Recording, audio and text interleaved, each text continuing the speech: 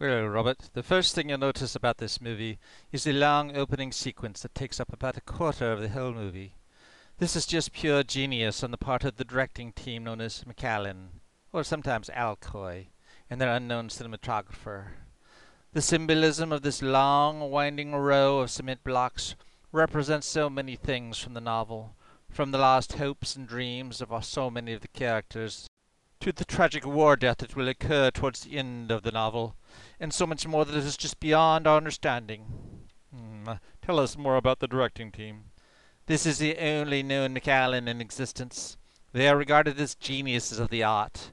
Their choice to film in black and white when color was de rigueur, their choice to use silent mode without even using title card, and of course their choices of unknown actors and an unknown cinematographer that are truly mind-boggling. McAllen came from the town of Corvallis, Oregon, where the movie was filmed. Many people liken Corvallis to Eden, especially at that time, so that is particularly appropriate. Though this particular scene was filmed at Avery Park, which is actually south of Corvallis, so perhaps it should have been called South of Eden. Or perhaps South Park. Anyway, wasn't there another director from Corvallis who was a contemporary of McAllen's who also went on to some fame?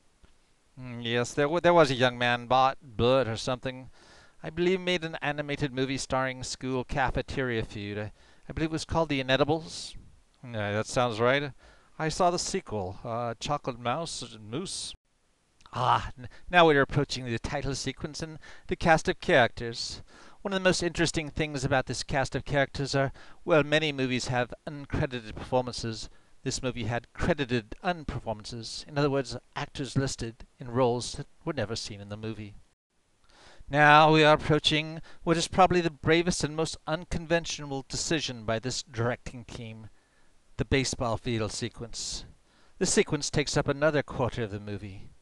There's nothing like this in the original East of Eden, but it just somehow captures the book. It's almost as if the team had out Steinbeck 40 years ahead of time, doing a Travels with Charlie on East of Eden, as it were.